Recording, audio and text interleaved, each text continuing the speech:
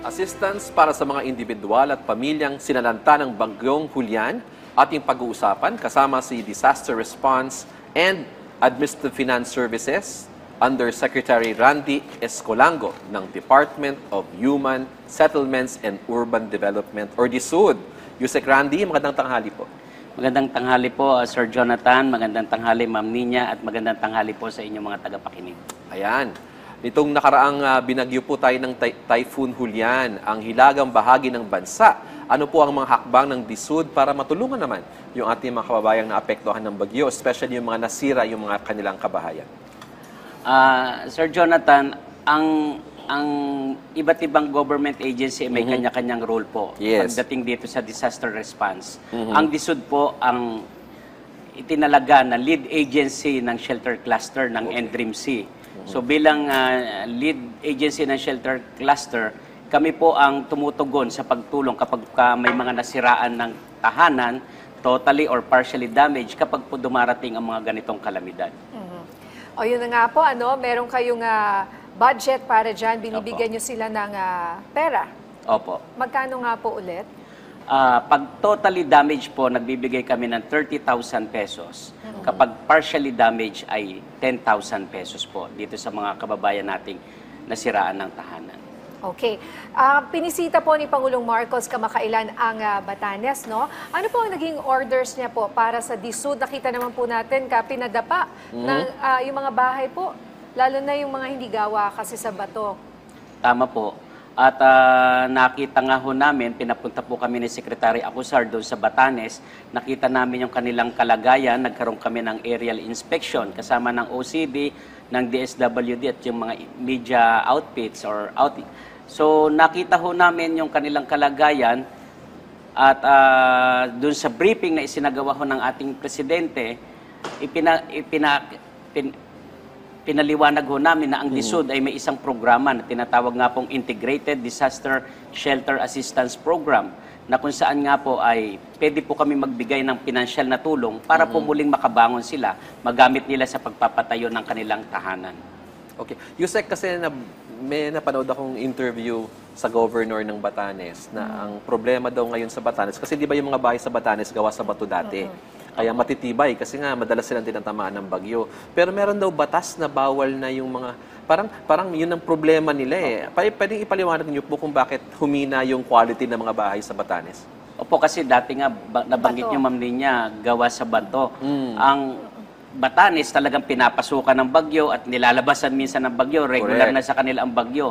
Pero resilient po ang Batanes, ayon po sa kwento ng ating governor doon. Pero kamakailan nga ho, itong bagyong ito, humingi na ng tulong ang kanilang mga local government officials, kasama na po ang ating governor, dahil po nasira ang kanilang mga tahanan. Yung po kasi Batanes na area, dineclare na protected area. Okay. So pinagbabawal na magholing, bawal na hong gumamit ng mga buhangin doon. So yun po kasi yung ginagamit nilang pagpatayo ng bahay. So hindi na po nila masustain yung paggagawa ng bahay ng mga bato. Okay. Kaya po lumapit sila sa Pangulong Marcos na bigyan man lang sila ng moratorium ng DNR para mabigyan sila ng pagkakataon na magamit yung kanilang mga buhangin doon para pampatayo ng kanilang bahay. Kaya nga. Okay, so yan naman pala yung consequence, Protected no? area po. Okay, so yung mga bato nila, yung natural stone na hindi na nila pwedeng gamitin para ipapagawa ng kanilang Bawal mga bahay. Bawal na kunyari, nandun ka, turista ka, bawal mag-uwi doon ng mga bato. Napakahigpit naman ng DNR. Batas po yata yun at yun po ang hinihingi lang nila sa Pangulo. Bigyan lang sila ng moratorium or a certain period of time, may gawa lang nila yung kanilang mga tahanan, makakuha ng bato, makakuha ng buhangin, may pagpatayo ulit nila ng bahay na magiging resilient sa mga darating pang mga bagyo at disaster. Ito po bang panawagan ng Batanes ay sinusuportahan ng inyong departamento? Ayaw po. Siyempre dahil ang DSUD po ay talaga sa pabahay at pagpapatayo ng pabahay, gusto din naming maging matatag, maging matibay ang kanilang mga tahanan. Okay. So sir, nabanggit niyo po kanina na may matatanggap na tulong mula dun sa ating programang Integrated Disaster Shelter Assistance Program or IDSAP ang ating mga kababayang naapektuhan ng bagyo. Ngayon, ang usually po kasing tanong sa amin dito sa PTV4 ay paano namin ito ma-access itong pondong ito at sino yung mag-a-assess kung itong bahay ay partially damaged lamang at ito naman ay totally damaged. Tama po, Sir Jonathan.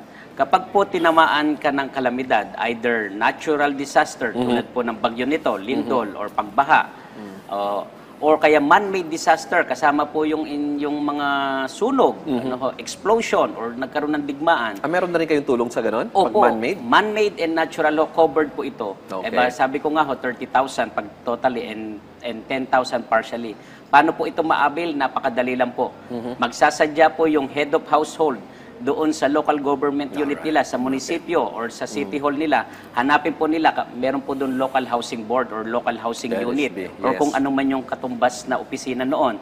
Magpapalista lang po sila para ma-include po yung pangalan nila sa master list.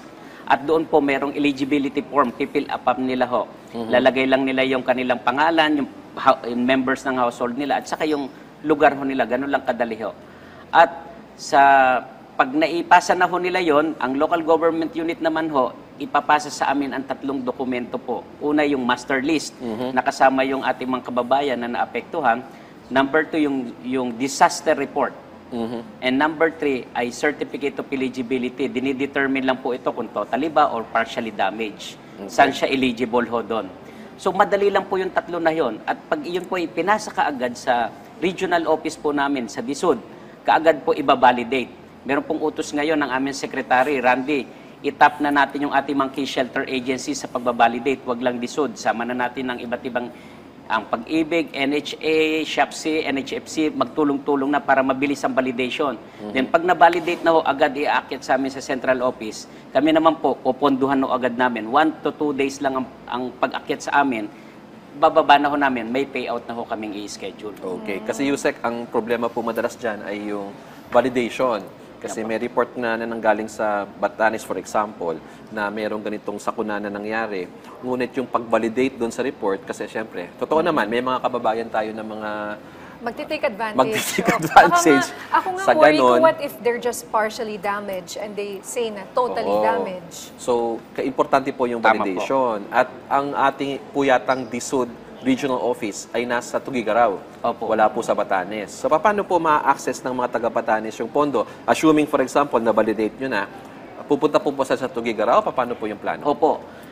Ang utos po ni Secretary Acusar, magkaroon kami ng proactive role. Kaya nga Okay. po nung pagputok pa lang nitong mga kalamidad, kahit nung una pa ho, yung bagyong Karina, o yung Egay pa nga lang ho noon, proactive ho kami. Kami na mismo ang bumababa sa local Ayun. government. Local government, Okay. munisipyo, city hall, meron po kaming programa na ganito at pwede nyo po itong ma-avail. Alright. Ito po ang mga requirements, isubmit nyo sa amin. Ngayon po dito, sa nabanggit nyo, malayo nga ho, sa Tugigaraw yung aming regional office, kami po mismo ang pupunta sa kanila.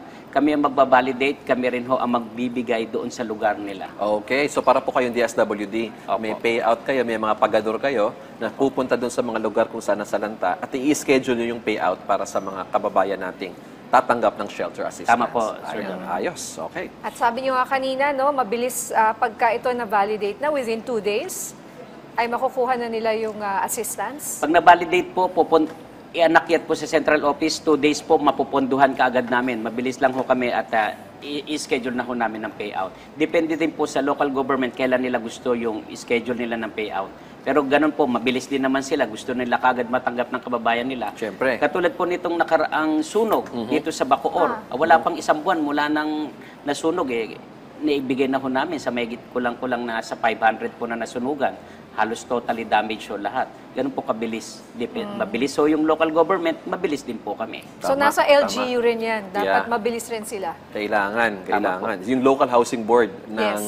LGU or yung Housing and Urban Development Office Yes, ng opo.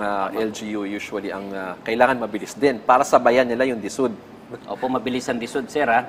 Mabilis talaga kami kasi si Secretary, ayaw niya ng babagal-bagal, kaya mabilis ho kami ngayon. Okay, sabi nga niyo po mabilis. So, in terms of the implementation na po ng INSAP dito sa mga naapektuhan ng bagyo sa Northern Luzon, kamusta na po ang status ng implementation ng programang ito?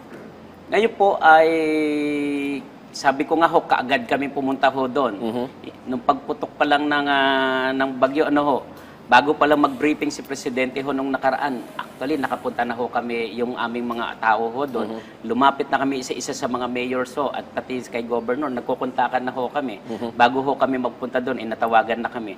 Alam na ho nila yung programa. Ganun po kami kabilis. At ito nga po, isasabit na daw sa amin ang master list, ibabalidate na ho agad namin. Mabilis po.